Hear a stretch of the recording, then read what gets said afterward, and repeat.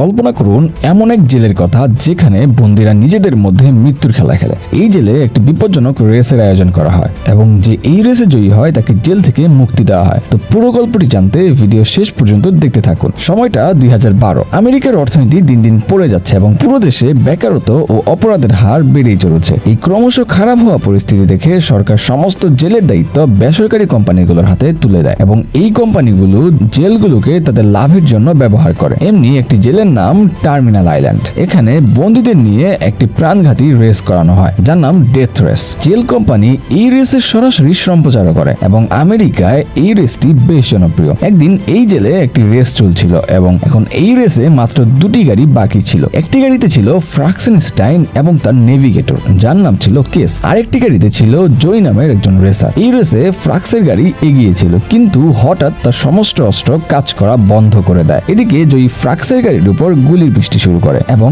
এখন তার গাড়ি যে কোনো মুহূর্তে বিস্ফোরিত হতে পারে। এটি দেখে ফ্রাক্স কেসকে বলে তুমি গাড়ি থেকে বেরিয়ে যাও। কেসও একটি প্যারাশুটের সাহায্যে গাড়ি থেকে বেরিয়ে আসে। তখনই জয়ী ফ্রাক্সের গাড়ির উপর আরেকটি হামলা করে এবং তার গাড়িটি সেখানেই বিস্ফোরিত হয়। পরবর্তী সিনে আমরা জেনসন নামে একজন মানুষকে দেখি যে একটি কারখানায় কাজ করে। কাজ শেষ করে জেনসন তার বাড়িতে ফিরে আসে এবং তার স্ত্রীকে হ্যালো বলে আর তার ছোট মেয়েকে দেখতে যায়। কিন্তু জেনসন যেই উপরে যায় তখনই একজন মুখোশধারী লোক তার বাড়িতে প্রবেশ করে এবং তার স্ত্রীকে হত্যা করে। যখন জেনসন নিচে নামে তখন সে তার স্ত্রীর মৃতদেহ দেখতে পায় কিন্তু সে কিছু করার আগেই এই লোকটি তাকে অজ্ঞান করে দেয় এবং তার হাতে একটি ছুরি ধরিয়ে দেয়। এরপর এই খুনি জেনসনকে একটি ইশারা করে সেখান থেকে চলে যায়। কয়েক ঘন্টা পর যখন জেনসনের জ্ঞান ফেরে তখন বাড়িতে পুলিশ এসে পড়েছে এবং পুলিশ তাকে তার স্ত্রী হত্যার অভিযোগে গ্রেফতার করে। 6 মাস পর জেনসনকে টার্মিনাল আইল্যান্ডে আনা হয় এবং এখানে একজন গার্ড তার ভালো করে খাতিরদারি করে। পরের দিন যখন জেনসন তার নাস্তা করছিল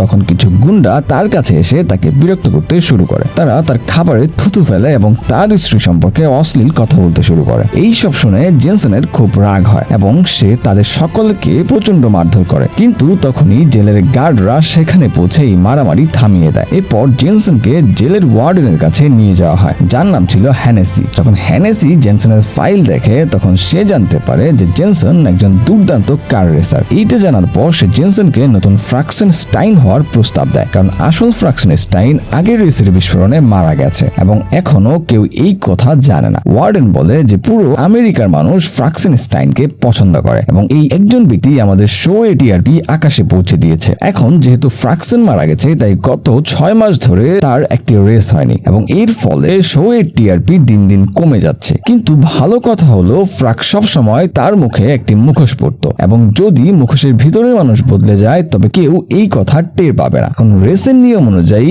যে বন্দী টানা 5টি রেস জিতবে তাকে এই জেল থেকে মুক্তি দেওয়া হবে। ফ্রাক্স ইতিমধ্যেই 4টি রেস জিতেছে এবং যদি জেনসন আরেকটি রেস জিততে পারে তবে তার সাজা মাফ করে দেওয়া হবে। এই প্রস্তাবটি ভালো ছিল কিন্তু তবুও জেনসন এটি প্রত্যাখ্যান করে এবং ওয়ার্ডেনকে বলে আমি তোমার এই নোংরা খেলার জন্য আমার জীবন বিপদে ফেলবো না। এতে ওয়ার্ডেন তাকে বলে যে তুমি এই কাজ আমার জন্য নয় বরং তোমার মেয়ের জন্য করবে। তুমি তোমার স্ত্রীকে খুন করেছো যার ফলে তোমাকে বহু বছর এই জেলে কাটাতে হবে এবং বছরের পর বছর পরে যখন তুমি জেল থেকে বের হবে তখন তোমার মেয়ে তোমাকে চিনতেও পারবে না। এখন জেনসনের কাছে আর কোনো উপায় ছিল না এবং তার মেয়ের কথা ভেবে সে ফ্রাক্স হওয়ার প্রস্তাব গ্রহণ করে। এরপর জেনসনকে কোচ এবং তার দলের সঙ্গে পরিচয় করিয়ে দেওয়া হয়। এরা ছিল তারা যারা ফ্রাক্সের গাড়ির মেরামত এবং পরিবর্তনের কাজ করত। সংক্ষেপে এরা ছিল ফ্রাক্সেনস্টাইনের রেসিং টিম। ঠিক একইভাবে প্রতিটি রেসারের একটি আলাদা আলাদা দল থাকে যারা তাদের গাড়িগুলোকে রেসের জন্য উপযোগী করে তোলে। অন্যদিকে একটি ওয়ার্কশপও ছিল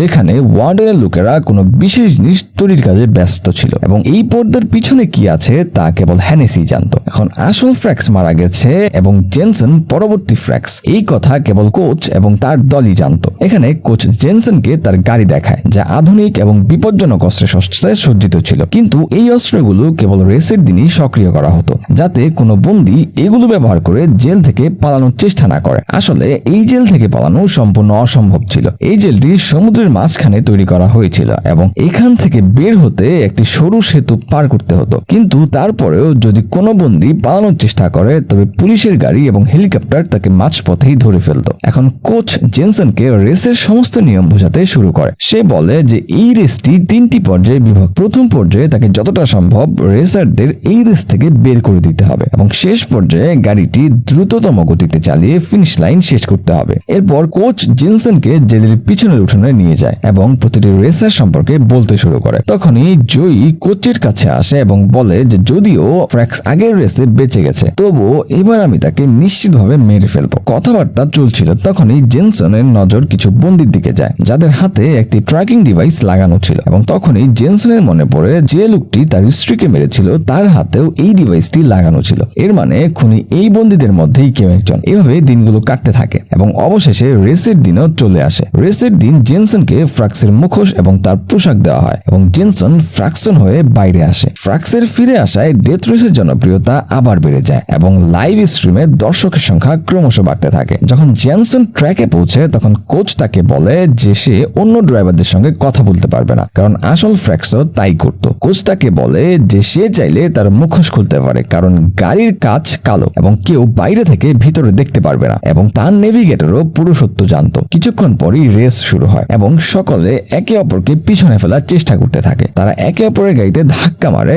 এবং তাদের রেস থেকে বের করে দেওয়ার চেষ্টা করে। এখানে কেস জেনসনকে একটি শর্টকাটের কথা বলে, যার ফলে সে রেসে সবচেয়ে এগিয়ে যায়। এরপর ওয়ার্ডেন আক্রমণ এবং প্রতিরক্ষা রাউন্ড শুরু করে। এই নিয়ম কার্যকর হওয়ার সঙ্গে সঙ্গে ট্র্যাকে 3 ধরনের চিহ্ন প্রকাশ পায়। এখানে কেস জেনসনকে বলে যে যদি তুমি তলোয়ার বেছে নাও তবে গাড়ির সমস্ত অস্ত্র সক্রিয় হয়ে যাবে, এবং যদি তুমি ঢাল বেছে নাও তবে গাড়ির ধোঁয়া, বোমা এবং তেল ফাঁস করার সিস্টেম সক্রিয় হবে, যা তুমি তোমার প্রতিরক্ষার জন্য ব্যবহার করতে পারবে। কিন্তু যদি তুমি ভুলবশত তোমার গাড়ি মাথার খুলির উপর দিয়ে নিয়ে যাও তবে তোমার গাড়ি খারাপভাবে চূর্ণ বিচূর্ণ হয়ে যাবে। এই নিয়ম কার্যকর হওয়ার সঙ্গে সঙ্গে ট্র্যাকে প্রচন্ড গোলাগুলি শুরু হয়। এখানে জেনসনও তলোয়ার বেছে নেয় এবং তার অস্ত্রগুলো সক্রিয় করে, কিন্তু তখনই তার অস্ত্রগুলো জ্যাম হয়ে যায় এবং সে গুলি চালাতে পারে না। কেস গাড়ি থেকে বেরিয়ে সেই অস্ত্র ঠিক করতে শুরু করে। এটা দেখে সকলে কেসের উপর গুলির বৃষ্টি করতে শুরু করে, কিন্তু জেনসন কোন রকমে কেসকে বাঁচিয়ে নেয়। এখন যেহেতু সে রেসে সবচেয়ে এগিয়ে ছিল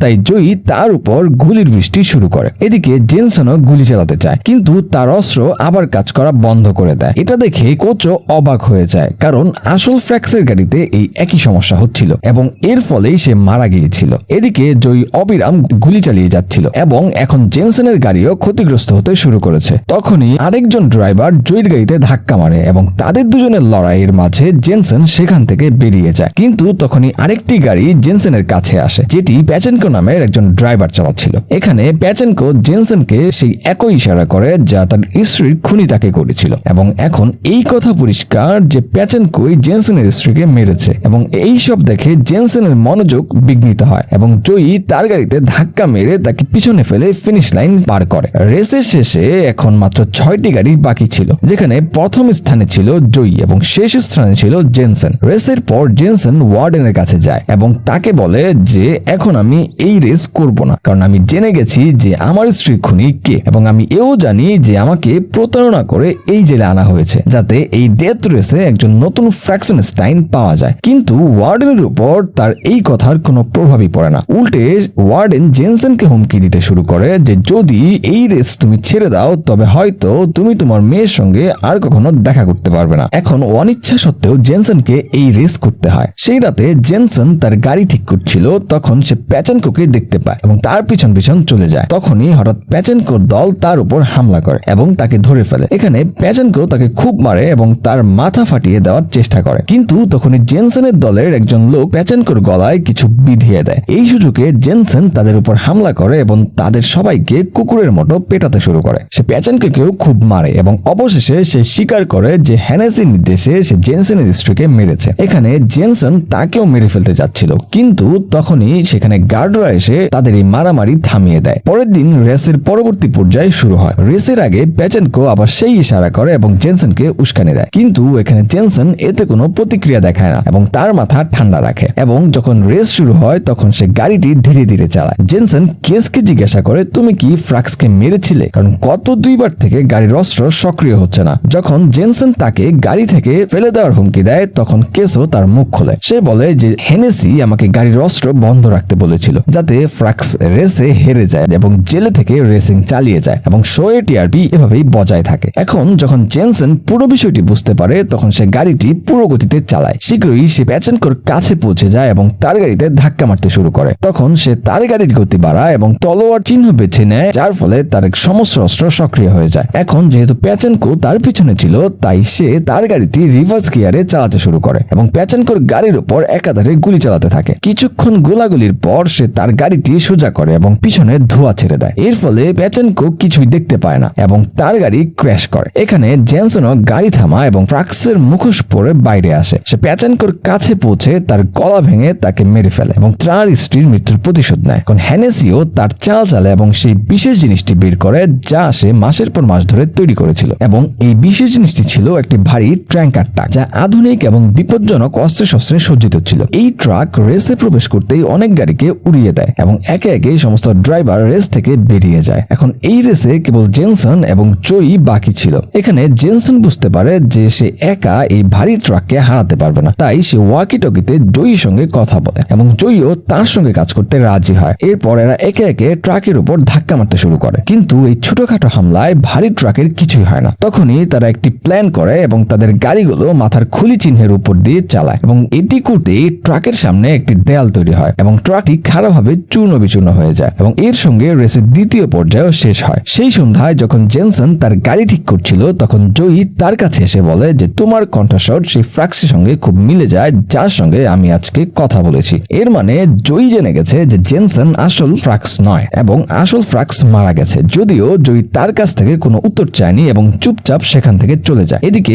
হেনেসি সিদ্ধান্ত নেয় যে এখন সে জেনসনকে মেরে ফেলবে, তাই সে জেনসনের গাড়িতে একটি বোমা লাগিয়ে দেয় যাতে রেসের সময় সে জেনসনকে মেরে ফেলতে পারে। এখন জেনসনও এইটা বুঝে গিয়েছিল যে আজ পর্যন্ত কেউ এই রেস জিতে এখান থেকে বাইরে যায়নি এবং হেনেসি তাকেও জিততে দেবে না। এখন সেও তার মাথা কাটায় এবং তার দলকে বলে যে গাড়ির রিজার্ভ ট্যাঙ্ক তেল দিয়ে পূর্ণ করে দাও। এখন জেনসন এই তেল দিয়ে কি করবে তা আমরা কিছুক্ষণ পরে জানতে পারবো। পরের দিন যখন জেনসন রেসের জন্য প্রস্তুত হচ্ছিল, তখন হেনেসি তার কাছে এসে তার মুক্তির কাগজ দেয় এবং বলে যে যদি সে এই রেস জিতেও যায় তবুও তাকে ফ্র্যাক্স হয়ে রেস চালিয়ে যেতে হবে। যদিও জেনসন তার কোনো উত্তর দেয় না এবং সেখান থেকে চলে যায়। যখন জেনসন গাড়িতে পৌঁছে তখন কেস তাকে বলে যে হেনেসি আমাকে বলেছে আমি যেন তোমাকে এই রেস জিততে না দিই। যদিও এই কথায় জেনসনের উপর কোনো প্রভাব পড়ে না এবং রেস শুরু হওয়ার সঙ্গে সঙ্গে সে গাড়িটি ফুল স্পিডে চালায়। কিন্তু এখন হেনেসি তার ক্ষমতা ব্যবহার করে এবং কেবল জয়ীর অস্ত্রগুলো সক্রিয় করে। জয়ীও পাগলের মতো গুলি চালাতে থাকে এবং জেনসন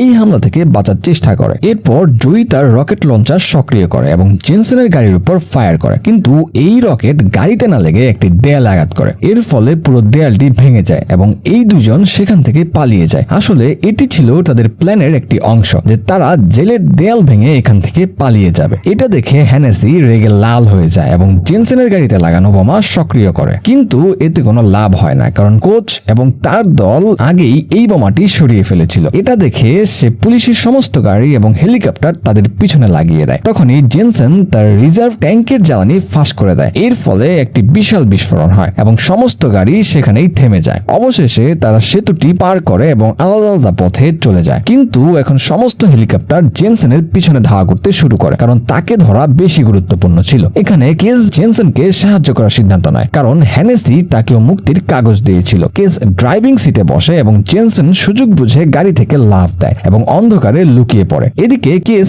গাড়িটি চালিয়ে জেনসনের থেকে দূরে চলে যায় এবং জেনসন জয়ীর সঙ্গে একটি ট্রেনে চড়ে সেখান থেকে পালিয়ে যায়। এদিকে হেলিকপ্টারগুলো একটি বিশাল বিস্ফোরণ ঘটায়। এর ফলে কেসকে তার গাড়ি থামাতে হয়, কিন্তু ততক্ষণে সে ফ্রাক্সের পোশাক এবং মুখোশ পরে নিয়েছে। সে গাড়ি থেকে বেরিয়ে আসে এবং নিজেকে আত্মসমর্পণ করে। এখন হেনেসি মনে করছিল যে তারা জেনসনকে ধরে ফেলেছে, যদিও মুখোশের পিছনে ছিল কেস। তারা এই কথার আনন্দ উদযাপন করছিল। তখনই তাদের কাছে একটি পার্সেল আসে এবং যখন তারা সেই পার্সেল খুলে তখন তাতে সেই বোমা ছিল যা হেনেসি জেনসনের গাড়িতে লাগিয়েছিল এবং এই পার্সেল পাঠিয়েছিল কোচ। তখনই সে বোতাম টিপে দেয় এবং হেনেসির গল্প এখানে শেষ হয়ে যায়। এভাবেই দিনগুলো কেটে যায় এবং এখন জেনসন এবং জয়ী তাদের একটি নতুন গ্যারেজ খুলেছে। জেনসন তার মেয়েকেও ফিরে পেয়েছে এবং তারা সকলে খুব খুশি। কিছুদিন পর কেসও জেল থেকে মুক্তি পায় এবং তার নতুন গাড়ি নিয়ে তাদের সঙ্গে দেখা করতে আসে এবং এর সঙ্গে এই দুর্দান্ত সিনেমাটি শেষ হয়। তো বন্ধুরা, যদি ভিডিওটি ভালো লেগে থাকে তবে অবশ্যই লাইক করো এবং চ্যানেলটি সাবস্ক্রাইব করো। দেখা হবে নতুন কোনো ভিডিওতে।